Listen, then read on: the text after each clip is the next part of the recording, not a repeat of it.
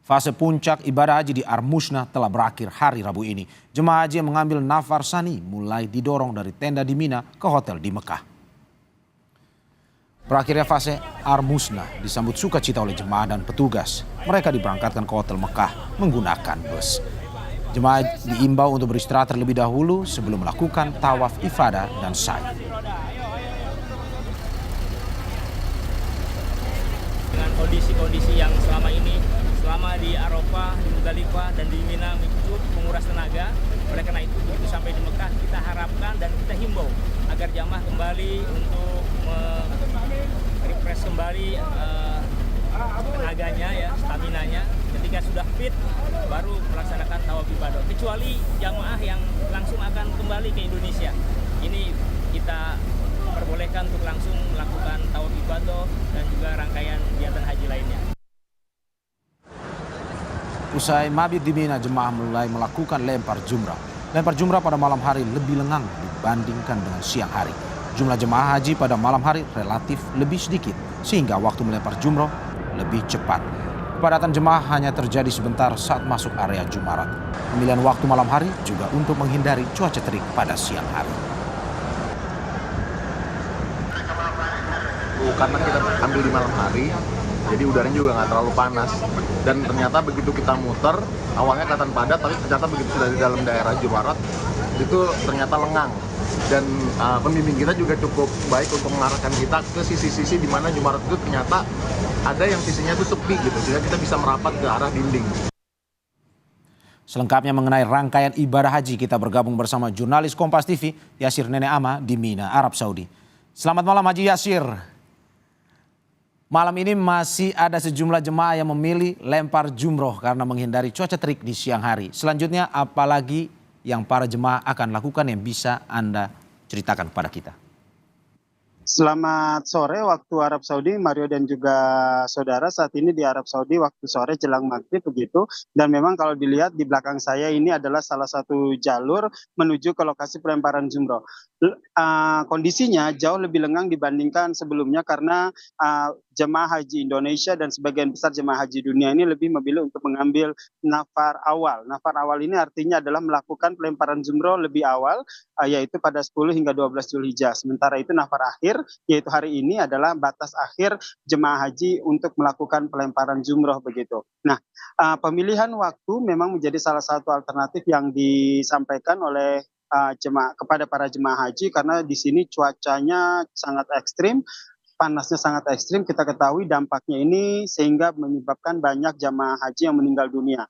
Tercatat dari pemerintahan Arab sendiri menyatakan bahwa ada sekitar 500 lebih jamaah haji yang meninggal dunia akibat mengalami heat stroke ataupun dehidrasi akibat cuaca yang ekstrim, di mana dari 500 lebih jemaah ini sebagian besar adalah jemaah asal Mesir begitu.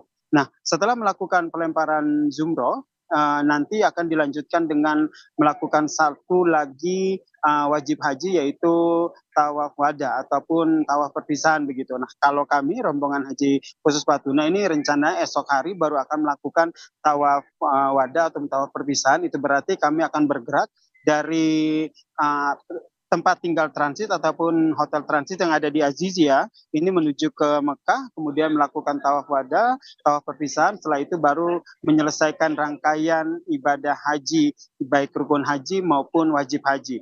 Ini untuk beberapa kelompok jemaah haji khusus begitu.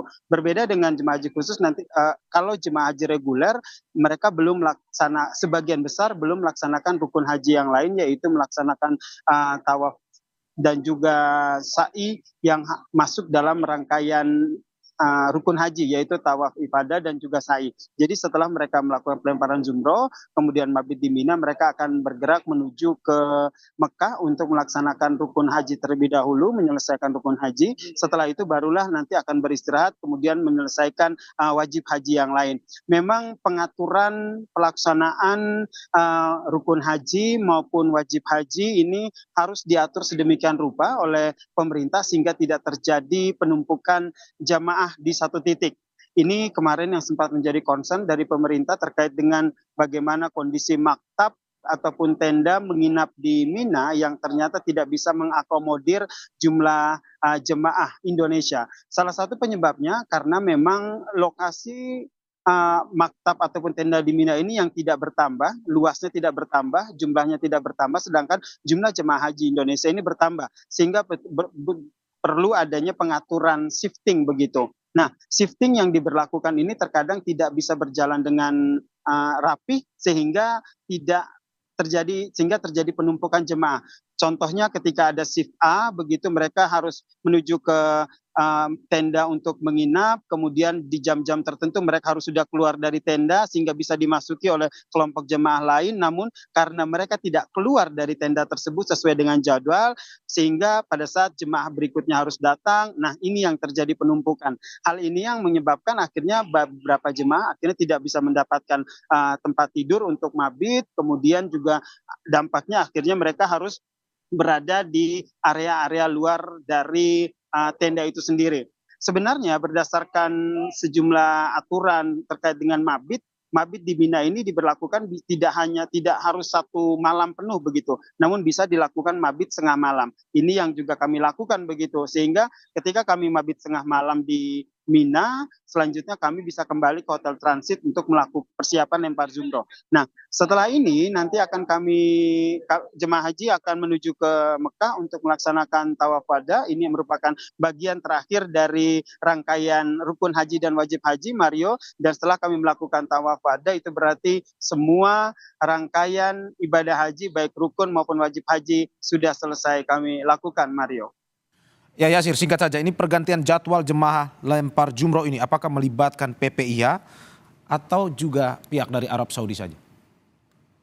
Untuk shifting ini sendiri sebenarnya menjadi otoritas dari PPIH begitu. Jadi memang untuk lokasi jamaah yang berada di maktab ataupun tenda mereka masing-masing ini nih otoritas dari PPIH sendiri. Nah, yang berkaitan dengan pemerintahan Arab Saudi adalah mereka hanya menyediakan tenda. Begitu. Jadi memang tidak bisa langsung pemerintah Indonesia ataupun penyelenggara haji dari Indonesia yang datang ke sini untuk menyiapkan tenda, namun terkait dengan jumlah tenda, luasan tenda, lokasi tendanya di mana itu harus bekerja sama dengan pemerintahan Arab Saudi. Mario. Terima kasih Yasir atas laporannya dan semoga ibadahnya lancar dan kita tunggu kepulangannya kembali ke Indonesia. Amin.